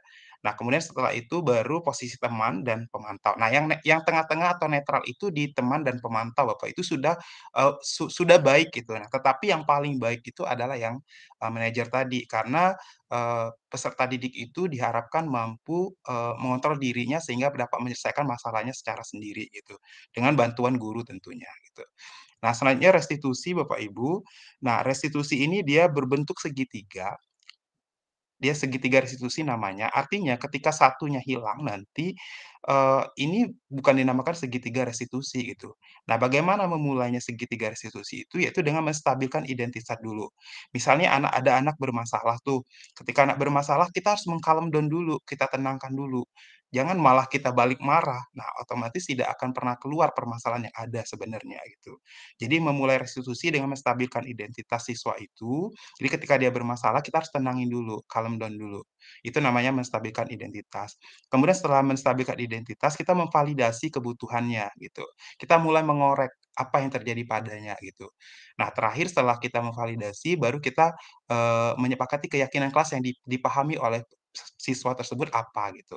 Nah, biasanya ketika sudah melalui proses itu, anak itu akan keluar Bapak Ibu. Nah, tetapi kelemahannya adalah lagi-lagi Bapak Ibu, kita tidak terbiasa dengan itu kebanyakan itu. Kita maunya cepat selesai prosesnya gitu. Kita ingin cepat selesai, makanya kita akhirnya muncul marah dan sebagainya itu. Jadi ini sebuah proses Bapak Ibu namanya belajar ya Bapak Ibu ya, bukan berarti langsung berubah 100%, tetapi selalu diadakan refleksi kurangnya di mana seperti itu. Pak Peri mungkin mau ditambahkan? Pak Ari. Saya nggak berani panjang-panjang kata Pak Peri tadi. Segitiga restitusi ini sebenarnya Bapak Ibu semuanya memang tidak perlu terlalu kaku seperti ini karena memang tidak sama seperti itu. Yang ada di Musirawas, kemudian Kota Lubuk Linggau, di Batubara, mungkin juga Batu Raja, karena perlakuannya itu berbeda-beda. Mungkin baik di tempat kita itu belum tentu baik di SMA Negeri Tugu Mulyo seperti itu. Dan ada memang perlakuan-perlakuan kasus-kasus itu yang memang tidak bisa kita segitiga restitusikan seperti itu. Ada beberapa kasus misalnya yang tidak bisa kita laksanakan segitiga restitusi ataupun kita menghilangkan seperti itu. Dan memang di dalam konteksnya ini Bapak Ibu bisa diterapkan beberapa kasus saja seperti itu. Tapi memang sesuai dengan kontekstual yang ada seperti itu, yang kebutuhan yang kita hadapi pada saat itu. Tapi saya pikir ini Bapak dan Ibu guru bisa menerapkan segitiga restitusi. Dan tidak hanya guru BK nanti kan kembalinya kan seperti itu. Dan Bapak Ibu guru bisa juga menjadi guru BK seperti itu ya Pak Ari, dengan segitiga restitusi yang ada. Oke Pak Ari, lanjut. Oke, Pak kembali Dian ke itu sudah ngantuk sepertinya Pak Dian. Kasihan kembali ke dari Mimi, Pak dari Peri, mungkin ada Sukakarya pertanyaan. itu cukup jauh Sukakarya. Baik. Terima kasih Pak Peri, dan Pak Eri saya tanya dulu, apakah masih ada slide yang akan ditampilkan? Masih ada? Udah kesimpulan. Sudah, alhamdulillah. Baik, mungkin tadi kita langsung saja Ibu Duma tadi mungkin pertanyaannya katanya secara umum atau gimana? Silakan Bu Duma. Iya, ini Bu, izin Bu, terima kasih sudah memberi waktu.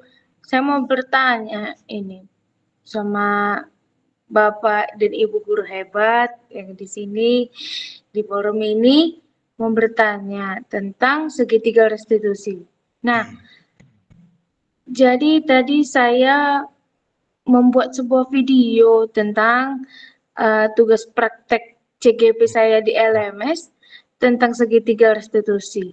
Nah, yang saya ambil kesimpulannya bahwasannya di dalam penerapan segitiga restitusi ini kita mengetahui apa kendala anak, apa yang terjadi pada anak, dan apa permasalahannya. Dan anak sendirilah yang menjawabnya. Melalui pertanyaan-pertanyaan menggali dengan segitiga restitusi. Dengan memvalidasikan, menstabilkan, dengan meyakinkan. Dia sendiri yang menjawab. Dan dia sendiri juga yang memberikan pertanyaan itu kembali kepadanya. Meyakinkan itu kembali kepadanya. Contoh, tadi saya membuat kegiatan restitusi, segitiga restitusi dengan anak yang tidur di dalam kelas. Nah, pada saat itu saya tanya kepada anak tersebut, apa yang terjadi? Kenapa kamu bisa tidur di dalam kelas? Dia menjawab, saya menonton TV, Bu, terlalu malam. Saya bermain game, sehingga saya mengantuk.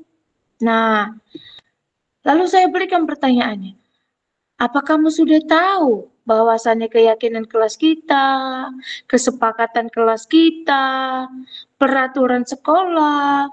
Sudah, Bu. Ayo, apa itu, Nak? Tidak boleh tertidur di dalam jam pelajaran. Nah, itu kamu tahu. Kita harus sadar akan peraturan sekolah kita. Nah, dari situ saya menyimpulkan bahwasannya memang benar segitiga restitusi ini sangat-sangat baik kita terapkan di sekolah kita agar kita tahu pendekatan permasalahan yang terjadi pada anak, sehingga dengan adanya kita pembelajaran segitiga restitusi ini kita terapkan semakin dalam lagi. Kita tahu dan kita terapkan semakin dalam lagi. Terima kasih Bapak Ibu. Baik, luar biasa Bu Duma, ternyata mendapatkan pengalaman pribadi bagaimana menerapkan segitiga restitusi. Saya pun juga Bu Duma, rasanya hati ini tenang, tidak harus emosi menghadapi siswa yang bermasalah, tapi memang benar itu salah satu cara kita mengendalikan emosi kita. Memang kita tidak meledak-ledak dan kita lebih berwibawa ketika kita melakukan segitiga restitusi. Baik, kita kembalikan kepada pemateri kita. Silakan bagaimana pendapatnya, silakan Pak Putra, Pak Peri dan Pak Ari. Bu Mimi, sebenarnya Ibu Duma ini ada koneksi antara Bu Duma dengan Bang Judika yang artis penyanyi itu. Iya, dan betul. Suaranya ini cetar membahana seperti itu. Nanti di lain waktu boleh dicoba seperti itu kan. Boleh Pak. Iya, mau diajak duet, wah silakan Bu Mimi nanti kan. Siap, pasti kalau dari sana pasti suaranya bagus-bagus itu. Nggak jauh beda dari Judika ya Bu Duma ya. Iya Bu Mimi, ya Bu. Terima kasih Bu. Ya, Nah, silakan Pak. apa yang disampaikan oleh Ibu Duma tadi memang benar teman-teman semuanya. Ketika kita sudah menerapkan yang namanya segitiga restitusi, maka jawaban itu sebenarnya sudah ada di dalam siswa itu. Sehingga sebenarnya kita itu bisa menjadi yang namanya coach saja bagi mereka, dan sebagai sahabat yang paling tertinggi ya menjadi seorang manajer. Dan saya mengapresiasi ketika Ibu Duma sudah bisa melaksanakan ini dengan baik, bahwa ini bukan CGP lagi sebenarnya. Ibu Duma ini sudah guru penggerak yang beneran itu kan, dan sudah bergerak-gerak sebenarnya. Seperti itu. Silakan Bu Mimi, Pak Ari. Ada Pak Ari mau nambahkan? Silakan Pak Ari. Ya, saya mau mengapresiasi saja. Jadi luar biasa Bu Duma. Jadi memang itu harapannya muncul intrinsik ketika dia paham keyakinan kelasnya, kan akhirnya intrinsik, dia sadar gitu. Tapi kalau kayak kemarin tidak pakai restitusi, kan anak itu karena pengaruh dari ekstrinsik, pengaruh misalnya takut hukuman dan sebagainya. Jadi luar biasa ketika Ibu sudah mencoba. Mudah-mudahan rekan yang lainnya mencoba juga dan semakin memperbaiki apa yang terjadi selama ini. Gitu Bu Mimi. Bu Duma, terima kasih ya. Baik, terima kasih Pak Peri, Pak Ari, yang materinya luar biasa. Mungkin ini mengembalikan lagi tugas kita sebagai guru. Jadi di sini ada 5 posisi kontrol. Ini memang sangat erat sekali dengan kita. 5 posisi kontrol itu penghukum, pembuat rasa bersalah, teman, kemudian kita pemantau dan manajer. Itu semua pernah kita lakukan. Dan yang paling berat itu adalah seorang penghukum. Memang sekali, kalau anak salah kita suruh ini, suruh itu. Ya, kalau kita kadang-kadang kita menzolimi dia, pokoknya saro dia rentak gitu. Seperti itu. Mungkin dari materi yang sekarang ini yang kita dapatkan, kita akan menyadari bahwa kita adalah seorang pendidik yang nantinya kita menjadikan apa yang kita lakukan itu sebagai amal jariah untuk kita nanti. Seperti itu mungkin Bapak Ibu ya. Nah, mungkin masih ada lagi Pak Peri dan Pak Putra, Pak Ari. Kalau kita tidak ada, mungkin kita selesaikan saja bagaimana? Nah, ada yang raise hand Bu Mimi. Oh, ya sudah. Silakan Pak Doni dan Pak Dian ya. Pak Dian. Pak Dian. Silakan berurutan Pak Dian dulu kali ya. Oh, ada Pak Carlo juga, Pak Carlo. Ini dari Jogja, Pak Carlo. Terima kasih Bu Mimi. Assalamualaikum, selamat malam Bapak Ibu semuanya. Waalaikumsalam.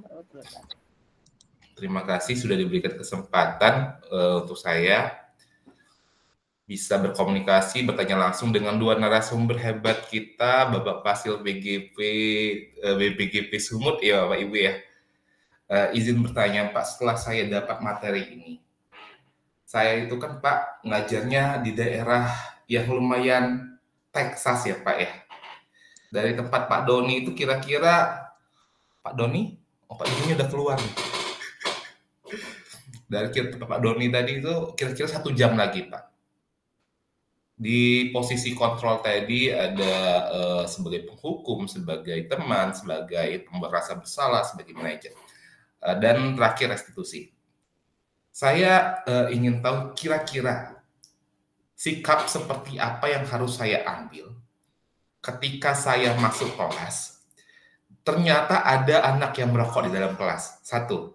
Kedua, ketika saya lagi ngajar di belakang, ternyata sudah ada yang baku hantam.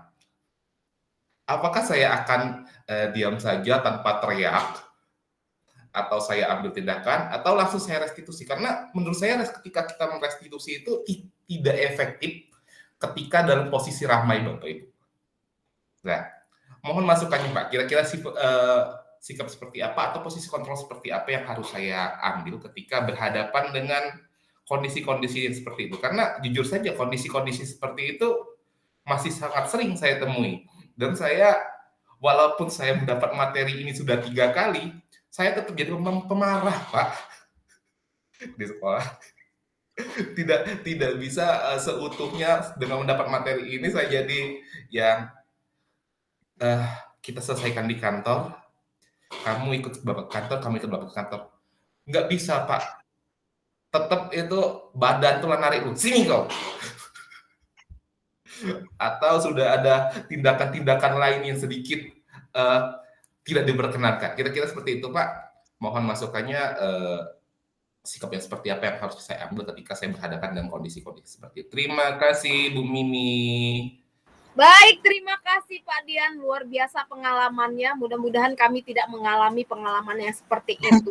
Kita lanjut ke Pak Selagi, pertanyaan kita. Ajak saya ke tempat Bu Mimi dong. Kita lanjutlah pertanyaan berikutnya. Silakan Ustadz Carlo, sudah lama tidak mendengar suaranya. Ustadz, silakan Ustadz. Ibu P kenal dengan saya ya? Oh ya, terima kasih Bu. Maaf izin bertanya Pak Peri dan Pak Ari. Saya kira kita semuanya sudah banyak dapat insight malam ini, wawasan mengenai restitusi dan tentang 5 posisi kontrol guru tadi ya Bapak Ibu ya. Di sini saya berpikir kayak gini loh Pak. Akhir-akhir ini guru ini ke abad 21 ini lebih ditarik kepada beban kerjanya lebih tinggi lagi. Jadi di awal guru mendiagnosis dan lain sebagainya, ketika yang disampaikan Pak Dian tadi juga seperti itu, di lapangan dia harus melakukan restitusi dan lain sebagainya, ketika harus posisi kontrol, tetapi tidak dibarengi dengan kesejahteraan guru ya Bapak Ibu ya. Nah, ini yang perlu diperhatikan juga sepertinya pemerintah kita, jangan menuntut gurunya saja, tetapi tidak diperhatikan. Kalau kita lihat di Finlandia Pak ya, yang ngajarnya cuma 4 jam aja itu berapa juta itu. Nah, kita dibandingkan ini penting juga kita kaji ulang dan kita sampaikan, karena kembali lagi bebannya kok tambah banyak loh gurunya. Jadi kayak gitu, belum tapi modul-modul ajar, ditambah lagi dengan kita harus mengurusi anak dengan diferensiasi yang berbeda-beda dan lain sebagainya. Tetapi kesejahteraan guru kok nggak disamakan, apalagi yang guru-guru swasta itu loh. Itu sama seperti itu juga. Waduh, ini sepertinya guru mau diapakan ini. Makanya ketika guru menasehati anak yang nggak sholat malah dicolokin matanya kayak gitu ya. Ketika, aduh, ini benar-benar nih sama siswa ini secara kontekstual apa itu ya, IQ-nya memang anak-anak menguasai tapi tidak dibarengi dengan karakternya, adabnya.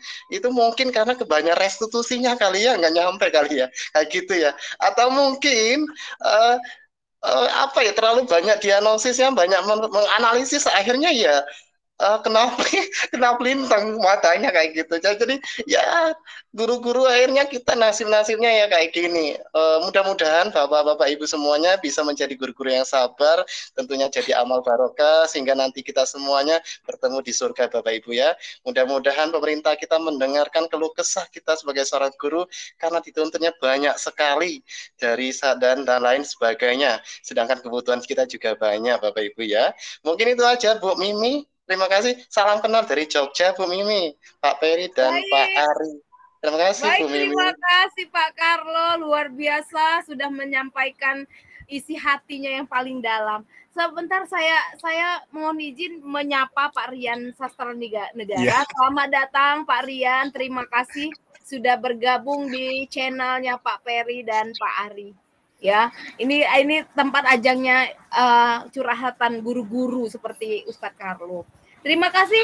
Baik, dua pertanyaan. Ada satu lagi Pak Doni, ini kayaknya sudah raise hand dari tadi. Silakan Pak Doni atau enggak Bu, itu dari tadi memang. Lupa nurunin. Oh iya. Oh Bu Duma. Ya udah. Jadi ada 2 pertanyaan Pak Peri dan Pak Ari. Jadi kalau Pak Dian tadi bahwa dia menemukan ada yang merokok, baku hantam seperti itu. Apakah dia akan melaksanakan segitiga restitusi dengan ini? Segitiga restitusi memang kalau kita lihat itu memang suasananya harus hening. Nah, ketika ketemu dengan siswa yang berantem, yang berkelahi, ataukah yang tawuran, apakah kita langsung ambil segitiga restitusi? Enggak, apakah seperti itu? Yang kedua, ini curhatan sih kalau Ustadz Carlo sudah banyak beban derita, kita guru disuruh buat CP, ATP, model ajar segala macam, tapi tidak diperhatikan kesejahteraannya. Ya, mungkin Ustadz Carlo banyak bersyukur aja kita ya. Ya, silakan Pak Peri dan Pak Ari ditanggapi. Baik, terima kasih. Kalau untuk Pak Carlo sebenarnya saya ingin menyanyikan sebuah lagu untuk beliau, mungkin ini bisa mewakilkan itu kan. Tunjukkan di mana Seperti itu. Tapi jawabannya seperti ini. Saya ingin menjawab pertanyaan dari Pak Dian tadi. Benar Pak Dian, ketika misalkan dalam satu kelas mendapati siswa yang merokok di belakang, kemudian ada siswa yang berkelahi, bahkan tawuran, ya memang kontekstualnya memang tidak harus kita ambil segitiga restitusi, dan itu saya pikir tidak tepat seperti itu. Karena kondisinya kan tidak nyaman, tidak tenang, dan posisinya rame seperti itu. Dan bahkan naik darah seperti Pak Dian tadi, sini kau sudah bagus, dan itu sebenarnya sudah segitiga restitusi yang tepat sebenarnya. Ini segitiga restitusi versi yang lain seperti itu kan. Kalau misalkan di daerah tempat Pak Dian ini yang 2 jam lebih jauh seperti dari Pak Doni, saya pikir dengan karakteristik anak yang sesuai dengan tempat itu memang tidak bisa kita laksanakan dengan seperti segitiga restitusi, validasi tindakan, kebutuhan, kemudian menanyakan keyakinan, tidak bisa seperti itu. Dan saya malah sepakat dengan Pak Dian seperti itu. Ketika ada anak yang seperti ini, maka lakukan segitiga yang sesuai dengan konteksnya. Bahkan misalkan ada anak yang merokok, dan sebenarnya dikasih buku, ini ada sebuah cerita, teman saya itu rajin merokok, Bapak-Bapak semuanya, kemudian dikasih oleh temannya sebuah buku. Oh, besoknya berhenti memang. Berhenti apanya? Bukan merokoknya yang berhenti, tapi baca bukunya yang berhenti. Seperti itu. Nah, sebenarnya untuk mengatasi siswa seperti ini, saya pikir ini adalah pendekatan dari Pak Dian ini, teman-teman yang juga perokok seperti itu. Bahkan ada seorang dokter yang ketika memeriksa pasiennya, silakan berhenti merokok, dia sambil merokok seperti itu. Dan kalau misalkan berhenti merokok, nanti pasti ada yang terbakar. Bukunya, laptopnya, seperti itu. Dan seperti kasus seperti ini, teman-teman seperti Pak Dian, saya pikir ini bisa melaksanakan segitiga restitusi, tapi menyesuaikan dengan konteks dan kondisi yang ada. Kalau untuk anak berkelahi tadi Pak Dian, ketika misalkan sudah bawa parang atau tembakan masing-masing, walaupun pelurunya air, nanti Pak Dian harus segitiga restitusi versi yang lain. Ini versi yang paling tinggi itu kan, gurunya menjerit dan anaknya bubar seperti untuk tawuran. Dan ini saya pikir ini pas seperti itu. Dan untuk Pak Carlo, benar Pak Carlo, jangan-jangan kita ini diajarkan untuk merdeka, tetapi memang kita sebagai guru itu belum merdeka. Nanti mudah-mudahan ada beberapa momen yang kita bisa bertemu langsung dengan Pak Nadiem Makarim, bisa menyampaikan yang namanya isi hati dan curhatan seperti Pak Carlo ini, gitu kan. Mudah-mudahan akan menjadi satu anugerah yang terindah untuk kita semuanya Pak Carlo nanti kan, ketika ini didengarkan, begitu banyaknya segitiga yang kita restitusikan seperti itu, dan ini akan menambah beban. Sementara untuk penghasilannya kata Pak Carlo seperti itu saja. Tapi ingat Pak Carlo, nanti di antara beribu murid yang kita ajarkan akan ada satu tangan yang akan menarik kita ke surga. Ini bayaran yang paling tinggi di dunia dan akhirat. Silakan ditambahkan Pak Ari.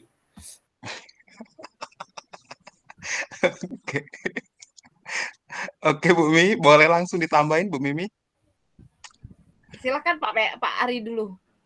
Oke, kalau saya Bu Mimi, yang Pak Carlo tadi sudah jelas dijawab Pak Ferry ya. Sebenarnya dia tuh sudah tahu juga kayaknya jawabannya gitu ya, tapi nggak perlu dikonfirmasi lagi gitu.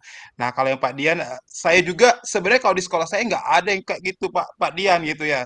Tapi kita berdasarkan analisis yang kita pahami gitu ya. Jadi seperti yang saya sampaikan di awal, Pak Dian dan kawan-kawan, bahwa segitiga restitusi kan adalah sebuah proses gitu.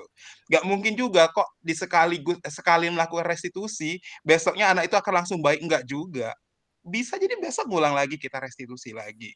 Jadi restitusi itu kan adalah sebuah tindakan untuk membuat anak itu berpikir terhadap masalahnya. Bukan pada saat tindakan itu berlaku langsung restitusi. Nggak mungkin Pak Dian pas anak berkelahi di belakang, kamu jangan berkelahi dengan suara lembut, nggak mungkin. Pasti Pak Dian menegurnya dengan suara yang keras gitu ya. Pasti anak itu dipisah dulu. Nah, ketika dia dipisah itu, untuk menyadarkan dia itulah baru direstitusi itu. Bukan pada saat ketemu di lapangan langsung restitusi, saya rasa nggak akan pernah ada gitu. Itu Pak Dian. Jadi pas setelah diajak ke ruangan tertentu, silakan Pak Dian restitusi dengan suara yang lembut, tenangkan dulu hatinya, kan gitu. Dengan pola-pola tadi gitu Pak Dian.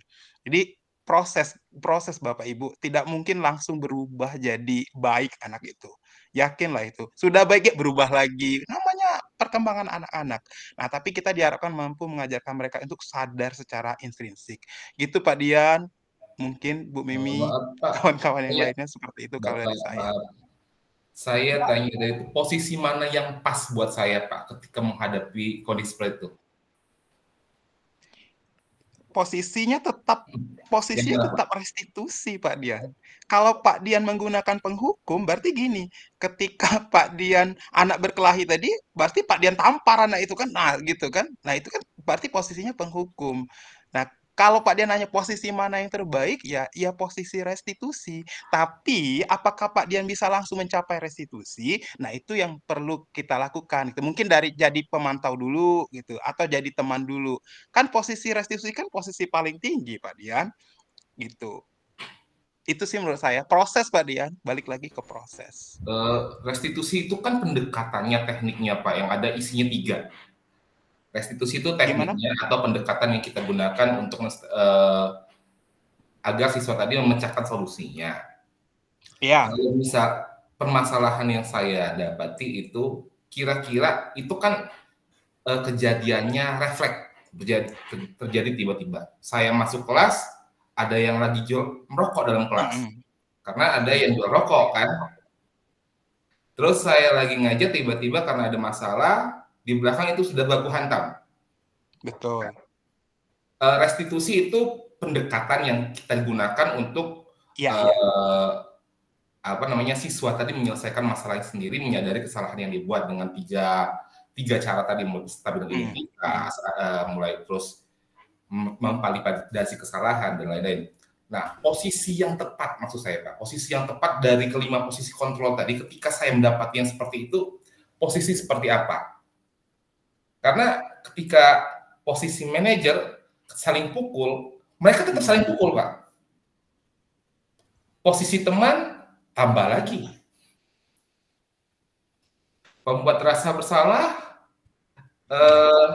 saya rasa juga tidak efektif untuk tiba-tiba langsung membuat teman-teman yang lain di kelas itu tahu bahwa kondisinya saya marah dengan kondisi yang seperti itu. Ketika saya lembut, atau kamu tahu peraturan sekolah, kamu sudah melanggar peraturan. Tiba saya sebagai pemantau, ada yang merokok. Yang lain, teman-temannya yang lain, Bapak itu takut dengan budak itu, dem-dem lah. Jadi image saya sebagai guru, ketika saya memilih posisi-posisi yang tadi, itu juga akan dinilai oleh anak-anak. Jadi menurut Bapak, apakah kalau misalnya saya mengambil posisi kontrol yang pas itu sebagai penghukum, apakah itu salah atau tepat atau tidak? Gitu. Sebagai apa Pak Dian? Penghukum. Penghukum yang pertama. Menurut Bapak, posisi penghukum, apakah itu adalah posisi yang paling tepat atau ada posisi yang lain yang kira-kira paling yang tepat ketika kita dihadapkan pada permasalahan seperti itu di depan mata? Karena ketika kita memilih posisi yang kesannya itu memilih jalan baik-baik, gitu Bapak Ibu ya, ada image yang dipertaruhkan. Karena bukan hanya satu siswa yang melihat, tapi banyak siswa. Gimana Pak, kira-kira berapa Pak? Baik, terima kasih Pak Dian. Pelik sekali urusan Pak Dian ini. Di sekolahnya saya mau tahu, itu sekolah di mana? Ini guru di mana ya Pak Dian? Kok pelik banget masalahnya? Masalah hidup sudah pelik banget gitu kan? Baik, mungkin saya tengahkan dulu ya. Menurut saya ini segitiga restitusi itu idealnya, kondisi ideal Pak Dian. Kalau menurut saya itu kondisi ideal. Nah, ketika kita mau melakukan ini kondisional aja Pak Dian. Jadi kalau ketika letak geografisnya di sekolah kita itu pegunungan, sesuaikan. Kalau pegunungan suaranya harus besar. Wah wah wah. Kalau dia di pantai dia harus seperti ini. Kalau dia di mana lagi dekat sungai seperti itu, ajak dia ke sungai. Seperti itu Pak Dian. Seperti yang dilakukan oleh Pak Peri dan Pak Ari. Diajak ke sungai, kan sekolahnya dekat sungai, seperti itu. Jadi kondisi apa ideal segitiga restitusi. Nah, kalau untuk memposisikannya itu Pak Dian sendiri yang meletakkan posisinya itu di mana. Seperti itu Pak Dian. Baik, mungkin itu saja ya Pak Peri. Nah, Bu Mimi seperti ini. Saya ingin menyampaikan satu ilmu dengan Pak Dian. Mungkin ini akan bermanfaat. Jadi sebenarnya ini seperti permainan untuk mendidik anak itu. Ada yang namanya ilmu kacang panjang. Jadi ilmu kacang panjang itu tidak bisa misalkan tidak kita buatkan alurnya. Dia harus dililit, kemudian seperti itu melingkar, seperti itu. Nah, itulah yang namanya ilmu mendidik anak. Atau seperti menggambarkan, menganalogikannya seperti kita bermain yang namanya layang-layang. Ketika misalkan angin deras seperti posisi Pak Dian tadi, ketika kita tarik itu, maka itu akan jelas, itu akan putus. Terkadang kita sebenarnya harus mengulur dengan posisi seperti itu. Tapi ada saatnya lagi kita akan menarik seperti itu. Nah, ini sebenarnya seperti permainan saja. Dan saya pikir Pak Dian itu sudah paham seperti itu. Bagaimana dengan karakter di tempat dia mengajar dan posisi yang pas kalaupun misalkan mengambil yang namanya penghukum dan berdasarkan konteksnya tadi seperti itu, ini saya pikir sudah tepat seperti itu. Kalau misalkan Pak Dian mau ngambil yang manajer, anak-anak sini dulu seperti kan. Ini tidak akan. Nanti Pak Dian yang kena, dem takut nian Pak Dian. Bunyi bae aja mau kita. Seperti itu Bu Mimi, silakan. Baik, terima kasih seperti itu ya. Mudah-mudahan Pak Dian puas lah ya dengan jawabannya dari Pak Ari dan Pak RP. Kalau kita bahas sampai besok pagi nggak selesai Pak Dian. Ya, masalahnya itu punya Pak Dian sendiri. Ya silakan Pak Dian mau memikirkannya ya kami gitu. Baik, terima kasih luar biasa. Mungkin kita cukupkan aja ya. Saya punya anak kecil Pak Ari dan Pak Peri. Baik, terima kasih. Mudah-mudahan apa ada apa Pak Sony? Oh ya, baik Bapak Ibu guru hebat, tidak terasa kita telah tiba di penghujung acara. Hari ini kita sudah banyak belajar tentang disiplin positif dari pemateri yang hebat luar biasa. Semoga ilmunya dapat bermanfaat dan dapat kita praktekkan di sekolah kita masing-masing. Ucapan terima kasih kepada narasumber kita Bapak M. Asyari Pupanosa, Bapak Peri Saputra yang sudah berkenan hadir di sini memberikan ilmunya yang luar biasa, dan tidak lupa juga kepada seluruh peserta webinar katakan hari ini ngobrol asik bersama Pak Peri dan Pak Ari dari daerah, berbagai daerah, dari Batu Raja, dari Musirawas, ada dari Yogyakarta, dari Batubara ya Pak Peri ya, dari Batubara. Mudah-mudahan apa yang kita dapatkan ini bisa menjadikan inspirasi kita menjadi guru yang lebih baik. Baiklah, saya akhiri dengan pantun. Ke Cikini naik Ferrari, jalannya ngebut cepat sekali. Saya Mimi selaku MC, mohon pamit undur diri. Wassalamualaikum warahmatullahi wabarakatuh. Waalaikumsalam. Semuanya. Ya, baik, terima kasih. Sony. Langsung saja ya.